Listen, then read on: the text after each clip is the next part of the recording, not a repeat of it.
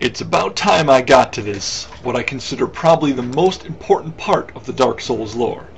You would think that a force containing Gwyn, Nito, Izalith, Seath, and all their formidable servants would be impossible for the Dark Lord to overcome. I mean, two bosses ganging up on us alone would be impossible. Imagine fighting Seath and Nito at the same time. Why don't you have this problem then, outside of it being a game that we are supposed to have a chance in order for it to be fun? There is quite a bit of speculation incoming, but some facts are included as well. Just wanted to give a warning. First, let me lay down some information about Nito. I already said in my very first video that he is given the label of the first of the dead. To reiterate, I don't believe this is to mean that he is the first person to die, but rather the first person to obtain a Lord's soul. That said, I now also have a new device created as of the last video, that being that the specific soul each Lord took belongs to a specific demon. The Pygmy found the Dark Lord soul, Izalith found, Izalith, and Nito got the Grave Lord. This title of Grave Lord is considerably significant. Of that significance, I believe all the Lord souls that are found by the big bosses are those of ancient demons waiting to control and or destroy everything. Even if not, even if we exclude my Dark Souls is secretly a prequel theory, there is still a point to be made in the big bosses not getting along and desiring to take each other out. Since I'm already discussing Nito, I will continue with his explanation. Nito's soul states that he administers the death of all manner of beings. It is because of Nito, or rather the soul that made him Nito, that anything and everything dies. I believe this to be the reason why there are baby skeletons being continuously born in his domain, and I will get to what they are born for in just a moment. So, anything dies, and to be fair, this thing that administers death would have existed before the creature we kill that is known as Nito existed, because things were dying before there were the lords, Gwyn, Nito, Izalith, and all them. So therefore, anything dies, and it is basically transferred to a new, crappy existence as a skeleton, starting out as a baby. Aww. As for what the baby skeletons are born for, their use, let us remember that they are the most plentiful source of humanity. Humanity is what just about everything in the game uses to become stronger. The player, any number of undead NPCs, Quilon, etc. So, Nito's ingenious ability, that of relifing all the dead, gives him an overwhelming source of humanity. Then, also, the Gravelord's sword dance reads, Nito sleeps deep within the giant catacombs, quietly overseeing all death, and waiting for his servants to usher in the Eye of Death. What does the Eye of Death do? Furthers the proliferation of Bane. The dragons have been defeated and the world changed to accommodate lords and humans, so why would Nito insist on spreading his plague still? This is why! The lords do not like each other at all. They desire to take one another out and run the world themselves. This is a common theme in all history, including our own real human history. Anyone with power wants more power, and those who don't have power seem to want to take power from others. Nito spreads his plague while collecting the dead and transforming them into humanity to give himself power. He even has skeletons of normal and giant sizes, stepping further and further out into the world. They have left the Tomb of Giants and the catacombs and are nearly at the Firelink Shrine. The very last piece of evidence I have found for this lord is the Effigy Shield description.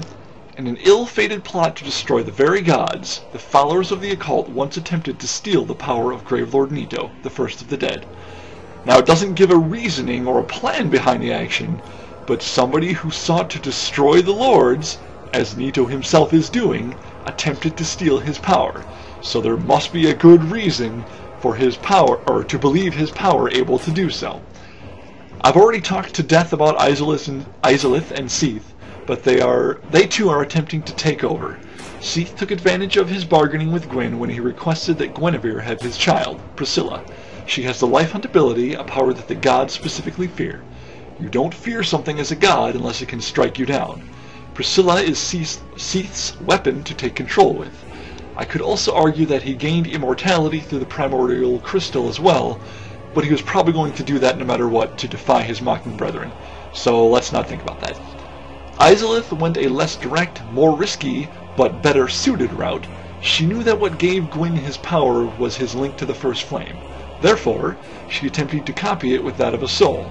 The game never says what soul, but in that she wanted herself to become insanely powerful, and the fact that she is engulfed, we can assume, or at least I do, that she used her own soul.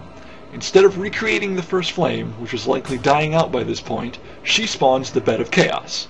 This is not what she desired, but it is useful all the same, for demons begin to emerge, likely with the use of further souls. And furthermore, she can use her daughters to become even stronger chaos demons. There is actually a direct correlation between Izalith's experiment and the assaulting upon Gwyn. Any of the Black Knight weapons state that they are used to face said chaos demons. Now those are not any of the ordinary demons. Specifically, it is the 6 daughters of Izalith that are referred to as the chaos demons, as per Quilag's soul description. They must have been a formidable force too, as none of them are dead before the player comes along, despite that they face the Black Knights, Gwyn's army. Now the predictable part of all this infighting is that something goes wrong in each instance. Nito has his power officially stolen by Pinwheel, in fact, a gang of Pinwheels. This is probably why he has so many baby skellies being created, because he has a long way to go before being powerful again. Seath goes crazy and loses sight of his goal, along with his daughter hiding out in a world he cannot access. Izalith gets engulfed by the very bed she creates, and those daughters that remain possibly faithful have nothing to serve and begin their own lives. Well, at least Quilag and Quilan do anyway.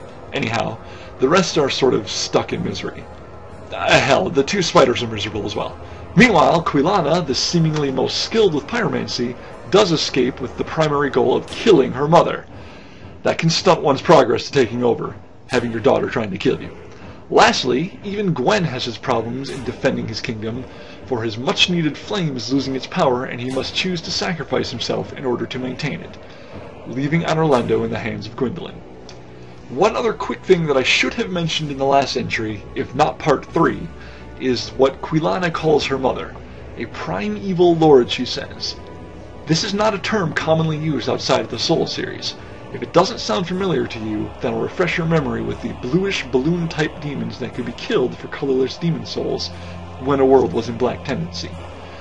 If it's a word used for those demons, then why would those 4 lords be called such by Quilana?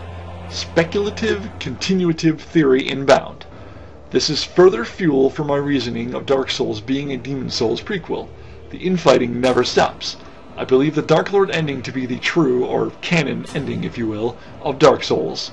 The old one takes over Lordran and all of the world surrounding it, but the other demons continue to try and bring themselves back to life. They travel to the world of Demon Souls and begin to emerge when the worlds are at their worst. Black tendency.